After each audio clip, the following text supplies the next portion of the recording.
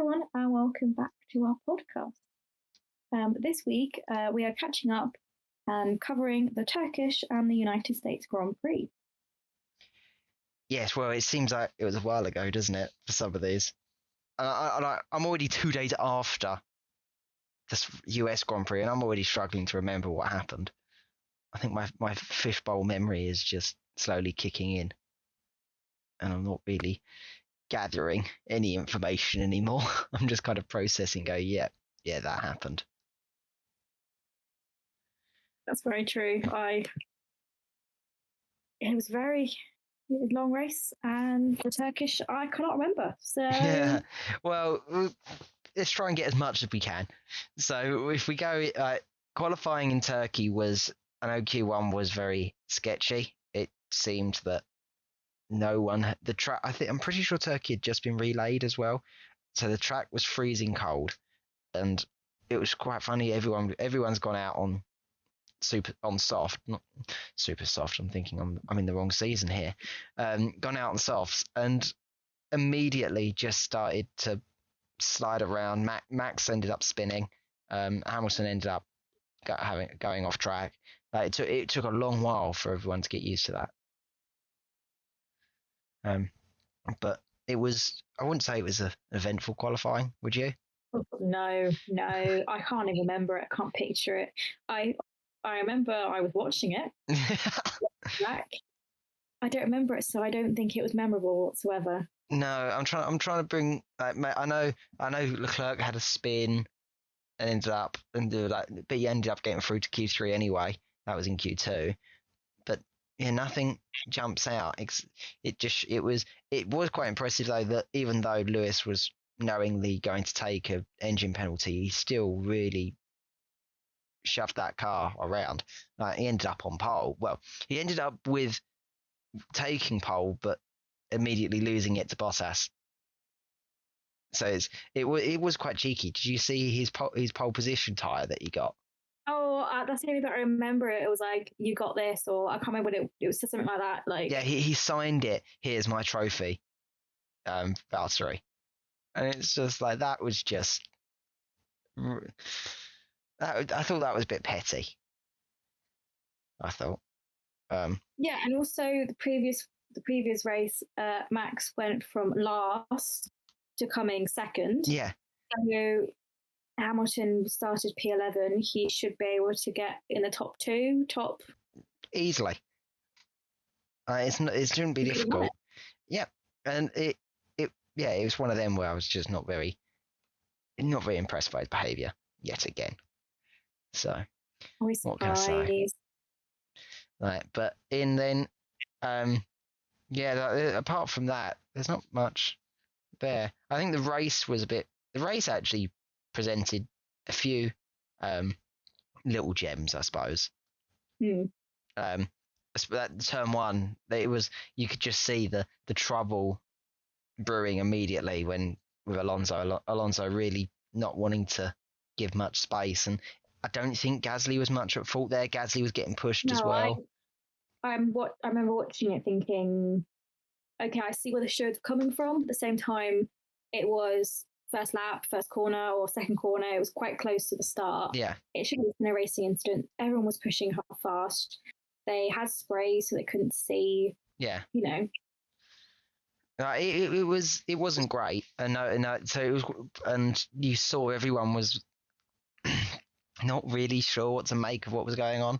Everyone's tires were all over the place. All right, Vettel made the odd switch to mediums, but immediately regretted it and come back in. I'm pretty sure. I think he pitted back for Inters. Like, it just wasn't ready for that at all.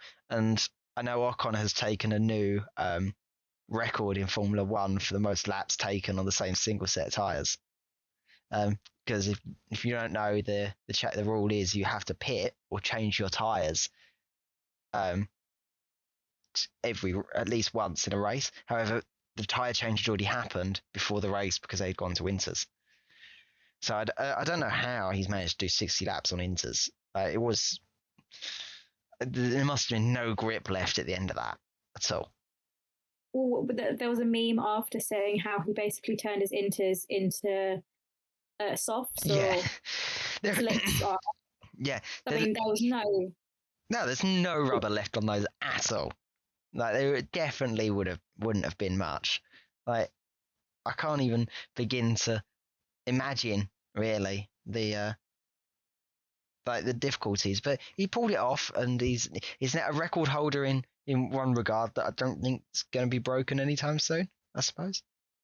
No, but Hamilton and Leclerc both stayed out as long as they could on their first set of inters because they thought everyone else would be pitting so they can gain an advantage that way. But it didn't work out in their favour. No. They got lapped quickly. Well, you're making me yawn there. Ferrari are in an interesting place at the moment, aren't they? Because they're currently P4 in constructors, only 3.5 points behind McLaren. But there is a huge fight going on now between those two teams, and Leclerc Sainz need to scrape every single point, and they will have to take every opportunity they can get in order to do it. And I think that was Leclerc tried desperately to do that, and it didn't quite work out. And with Hamilton in particular, Hamilton's race was really a recovery race, and it was about damage limitation. Yeah, but he made mistakes, and so did the team. So he dropped down. Well, I don't know. I actually the team released some of their information after the race because it was the late pit stop that he got called in for on lap 54 or something, and he really wasn't happy taking it because it pulled him down to 5th. Problem is that race, that pit stop, if he didn't pit then, he probably would have ended up further back. That pit stop was damage limitation. But you could argue, why didn't he pit earlier when there was a gap? They thought he could go long, and tire declarations just changed the game. But it's one of them where you are right, Mercedes may have made a mistake, but in the end they tried to scrape it back as much as they could. They knew they're gonna take. This is what we were saying before. They've got to take 2 more hits with penalties. Probably the engine isn't that reliable. Well, Bottas is on 6. After the USA is on his 6. Hamilton's on his 2nd. So 4th. What's happening? No, Hamilton's on his 4th. Oh, so 4th, you get 3 free to change without penalties, and then the 4th one is when you get penalty for. But he didn't start from the back. It was only 10 places. No, he didn't take a new power unit as well. So he took a new internal combustion engine, which is 10, and then if you take a power unit as well, that's another 10. So normally you do them together and you just take back the grid, but they're trying to limit and mitigate the penalties because they don't want to hamper his championship chances. But honestly, it was one of them races where it cemented Max. It looked like Max was the championship leader, didn't it? In that race, he knew what he was doing. Really, he knew he didn't have to try too much. It would have been nice to get the additional points, but he was more than happy to, at the end of it, let Bottas go and sit back and knowing that he's going to have a nice, safe race. But also, why risk his engine? Yes. And also, Bottas led quite comfortably from start to finish, and so did Max and P2. So I was like, you know what? Let them do their own little thing. There was other battles during that I quite liked. I liked the Leclerc and Hamilton battle. Yeah. That was quite nice to see. There were some other little battles for our. It's one of them where, because the place for Hamilton was in, you were just having battles. He was having to battle with people that he wasn't really. He's not normally used to having to deal with, and so it did offer a bit of limelight to others who often just get caught in the midfield and don't really get much coverage. But that's very true. Apart from that, I've got nothing else really to say. No, I've got nothing. We can move on to the US, which is a little bit newer in our minds, maybe. I think so. I mean, I remember quali. No, I don't. I was working, so I was just having to. Oh, actually, no, it was Friday. Wait, no, not Friday. Qualifying was Saturday night. No, I know what it was. I was in bed asleep. I'm an old man now. That's why I missed it. So. Where sadly I missed the race. So we took it in turns to miss one. So what did you make of quali then? Quali was a bit. Q1, Q2 wasn't really exciting. It was just people going out, racing. Oh, we're out. I mean, you had some tiny little bit of shocks, but then you were a bit like, well, they didn't get out in time, or they didn't set the lap. They kept deleting. It was time, so that really affected people, because I remember in Q2, I think it was, I was watching it with my family. Mum was like, "Oh, something's wrong with George," and I was like, "No, he's been out. His lap's been deleted." Because Mum was like, "He hasn't set a time. What's happening?" Yeah, because they had track limits turn 3, turn 4, and then I know they had it on turn 19 as well. Yeah. I think it happened to George twice, because he set a time and then he went again and went fastest and then dropped. Yeah, no, that everyone was struggling with that. It just wasn't it. It was just constant. So no, I'm trying. But the only exciting thing was they all went out quite early on, set the laps early. Perez was on provisional pole. We were like, "Oh, love to hear it." What was really funny was Lewis set it, then Max. Yeah. And then Perez did it. And the crowds after each one, like, they're a bit like, for Hamilton. And then it was like, woo, for Max. And then for Perez, it was massive. Oh, they were, and then they went out again. Obviously beat it. And then Max beat it. And then Perez couldn't beat his first time. We get it. Oh, they're setting green, setting purple. So you're trying to calculate it on the screen, because Lewis had the first sector, Max had the second sector. You weren't sure, but apart from that, there was nothing really go for. And I don't think Hamilton liked the crowd, because they weren't shouting as loud as the other two, which you kept being like, "Oh, that's amazing," and the crowd were just like, yeah, the crowd weren't there for him.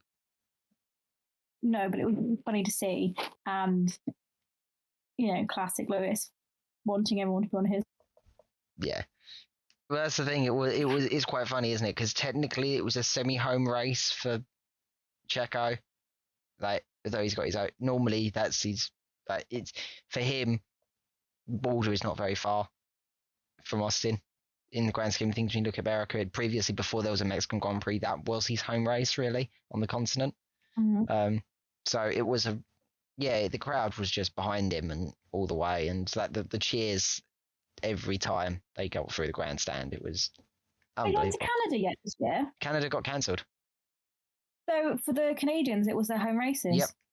Yep. So it wasn't really what Latifi wanted or Stroll, because they both had bad races. Or they collided into each other. Yeah. So it wasn't really what they wanted. So.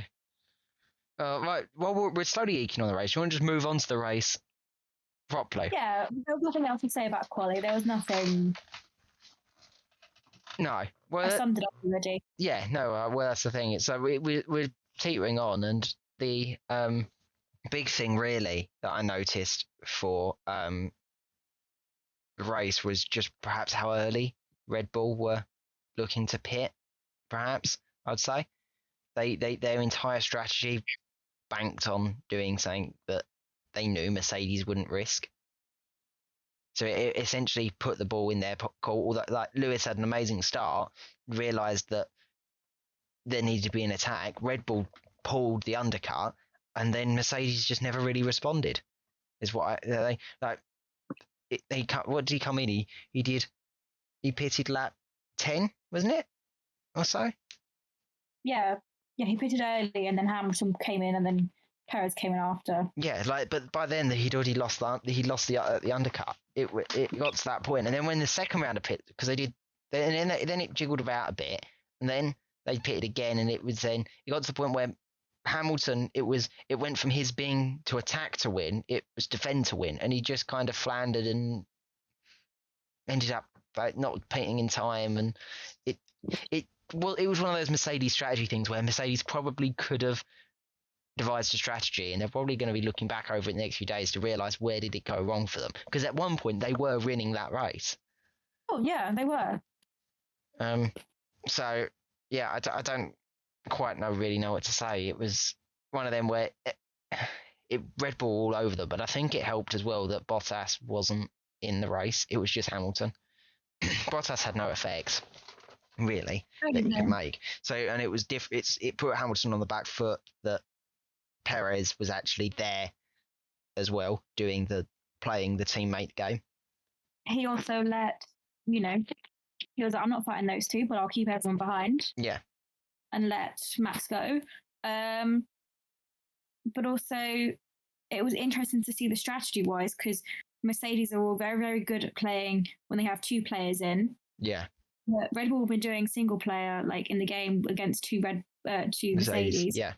for a long time. So to see the switching was quite interesting, I feel like.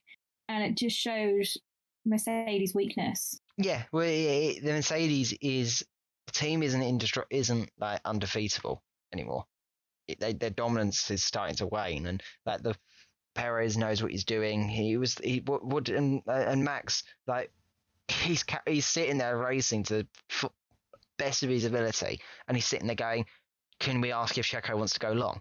Like he's not only devising his own strategy, he's thinking, "What is Checo going to do?"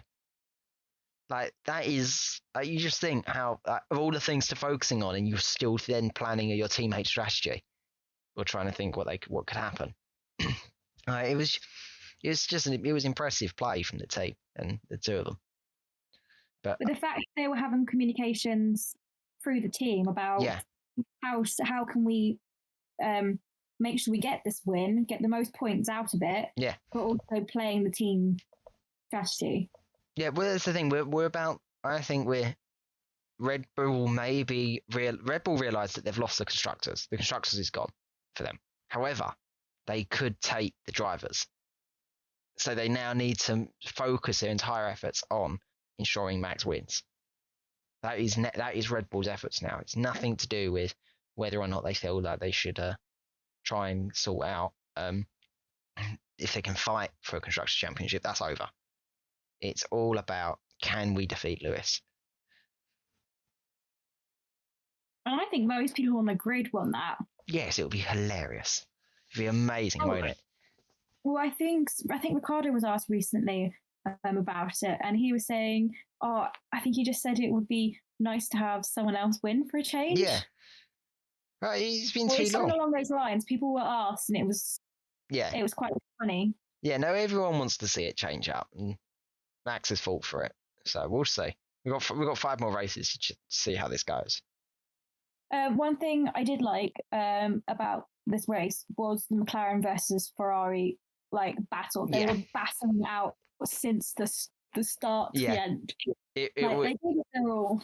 Yeah, well, it's one of the things. They are fighting for third place. They are fighting for the additional funding, and it is one of them where it's there's 3.5 points now between them. They went into this race with 6 points between them, and it was unbelievable wheel to wheel. And then who was it? Sainz who took a place, took a place off track from Norris. Norris then got overtaken by Ricciardo. Sainz then gave the place back, but he gave it to Ricciardo. So there was this huge issue with Michael Messi and race directors when they were told, give the place back. Well, he's already given the place back, technically, but he's given his place back to a teammate. So there was a discussion over, what do you do?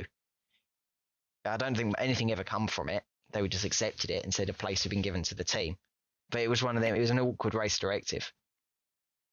Yeah, I thought that's also hard because how can you give a place when he's now down? Norris was too far back to actually get it back, and he would have to lose 2 places in order to give Norris his place. It ended up, it was all over the place, that bit. But that whole fight was wheel to wheel. but it was 3 cars going into corners often. That was. So I thought that was definitely something that I loved to see. It brought back old memories. It's nice as well to have the midfield battle actually focused on, because it's so close, and not actually just be something that just happens off the side of the cameras where everyone looks at Lewis and Max. And was there anything else from the race that you liked? Well, I like Kimi versus Alonso. That was like my young 2006 vibes coming off there. That was that old style. Honestly, that clip the clips I've watched so many times now. It made my day watching that, really. It just brought back, nice to see it, like two world champions just going at it, because they've got nothing else to lose. Why not? And Kimi, I know he was having a good race. He was about to get points and then stuck it in the gravel trap and ended up losing his place. And then Alonso and the whole of Alpine just had a bad day in the end, didn't it? With both cars retiring. Alonso coming into the pits, did a lap and went rear wings broken, and then come in. Often that means that Alonso just realizes there's no point in me racing anymore. He's just given up, because he didn't look like any damage on that rear wing. Just looked like genuine. Oh, sorry, I'm going home. I want a drink. On that note, shall we go to our predictions? Yes. So I don't like the current scores. Why is that, George? Where's that? I'm losing.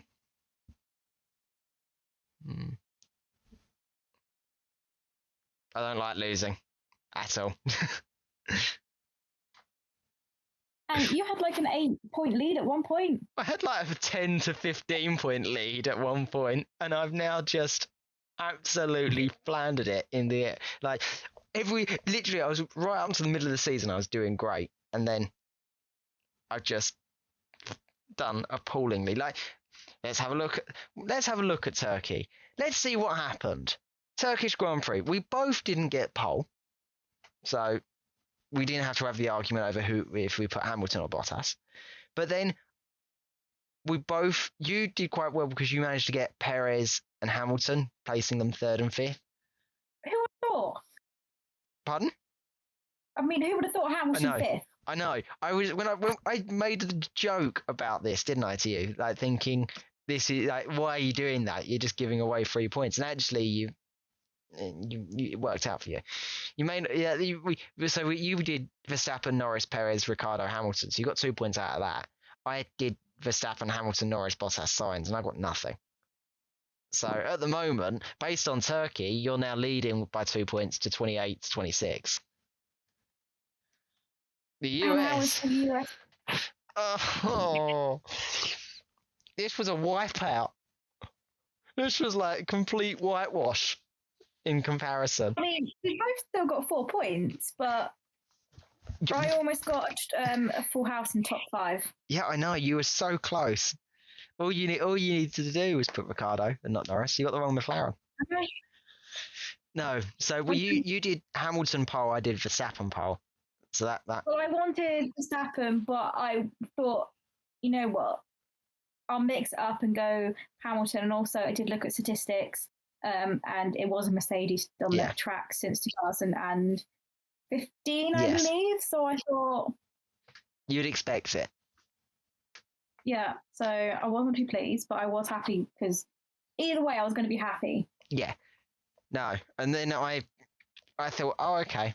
I thought I was confident, but seemingly your predictions have been far better this week. If I go in Verstappen, Hamilton, Perez, Leclerc, and then, as you're saying, Ricciardo, but you put Norris. So neither you feel sweet. And then I had Verstappen, Hamilton, Perez, which I got my 3 points for, and then Sainz and Norris, which, again, wrong pairing. Well, I was panicking because that was the order that they started on the grid. So I was panicking, thinking like, crap. Yeah. I thought I had a good chance, and I was watching. I was like, yeah, no, there's too much going on in the midfield. You just don't know. So at the end of that, you've then got 32 points, and I've only got 30. So we're still only a 2 point gap, but you are now leading. So I know I'm very happy. We've gone similar but different in the Mexico. Yep. So we've both gone for Verstappen for a bonus point in the pole sort of race. Then my top 5 was Verstappen, Perez, because I wanted the 1-2 in Mexico. Wouldn't it be lovely? Then Hamilton, then Norris, and then Bottas. Yeah. We've all just jivvied around a bit, haven't we? Mostly. I'm tempted to put Leclerc number 5 because I feel like Bottas could just have a week where he's just not great. We may have another engine. Yeah, well, if he's got another engine, then I want Leclerc in there instead. Yeah, well, so I went Verstappen, Hamilton, Perez. I don't think there'll be a 1-2, and then Bottas, Leclerc, I think, is where I was going. I think that 5th spot is what Ferrari and McLaren are going to be fighting over. Really, Bottas could have an awful week. He could. He could. Flying. But don't say. I'm not going to say anything because I'm not jinxing anything anymore. I've had enough. I'm like touching every bit of wood that I can to hope that there is a tiny bit of solace in this for me. Don't give me that look. I mean, you said it, not me. Oh, well, so you got anything else to add at the end of this? I know. Well, I want to talk about the calendar, the new calendar. The 23 race calendar that is mostly going to be what we're racing from March till November now. Yeah, I'm just trying to get it up. First race, Bahrain, 20th of March. Final race, 20th of December in Abu Dhabi. Like, this is like unbelievable fact. Who remembers like the days when Formula One seasons were 12 races in the summer, or not even that? Like, this is the problem. You can't compare statistics anymore of how many pole positions and races people have entered because we're just never ending. We just keep seemingly adding another track. It's also mental. Okay, I'm happy that they're not starting off in Australia because I just feel like it's a crap race. So they're starting in Bahrain.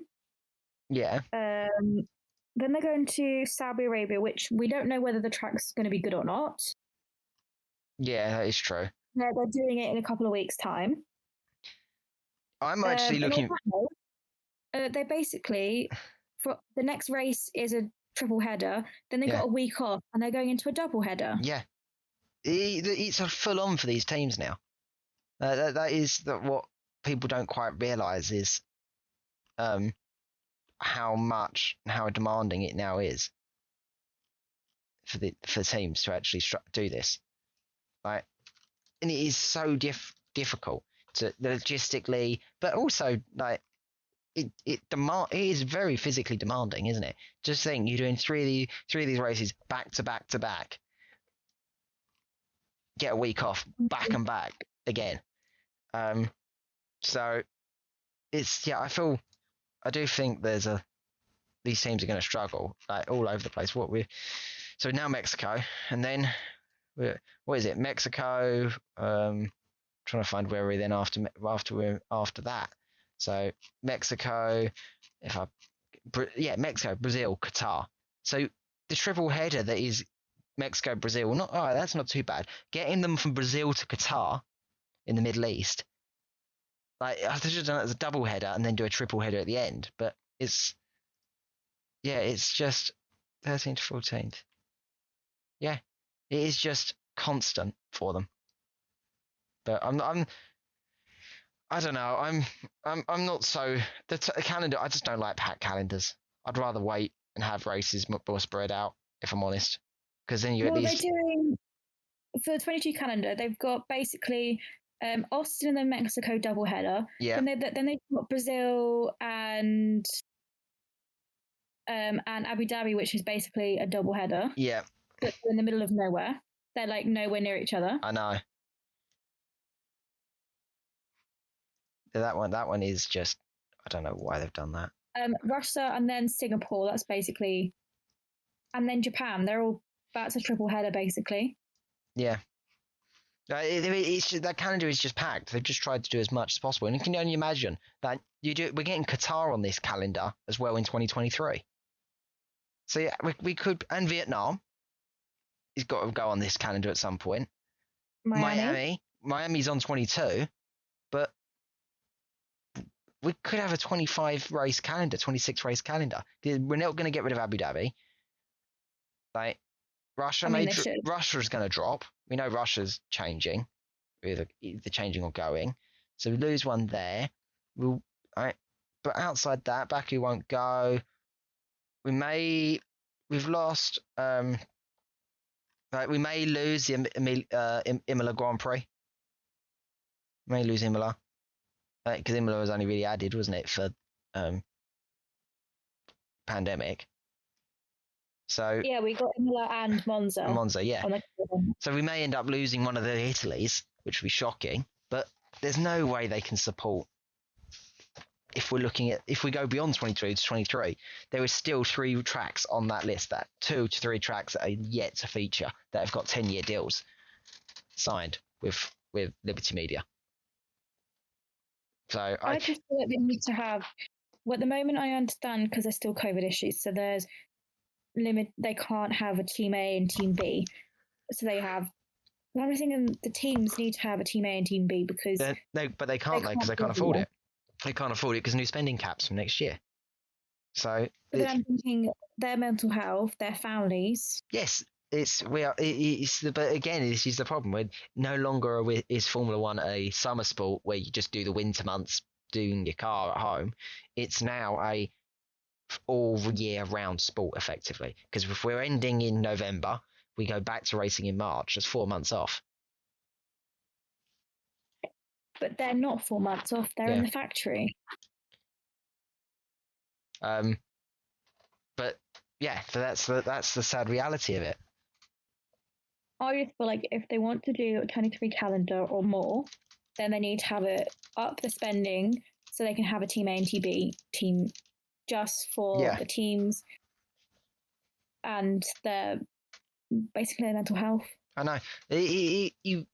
But again, you can see this is where Bottas's first marriage broke down, wasn't it? Because he was just never at home. And then he ended up his current partner is someone who can meet his schedule, but not everyone will be that adaptable.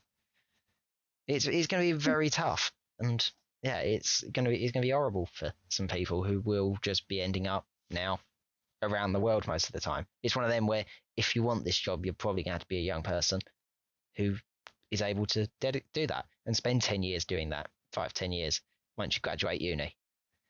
It won't become a.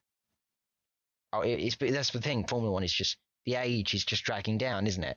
Now, no longer are you still there in your 30s. Like you want to get in at 18 and go, which is sad. So it's just, but it's the way it's changing, isn't it? And it's just the more you increase the calendars like this, the more you get that.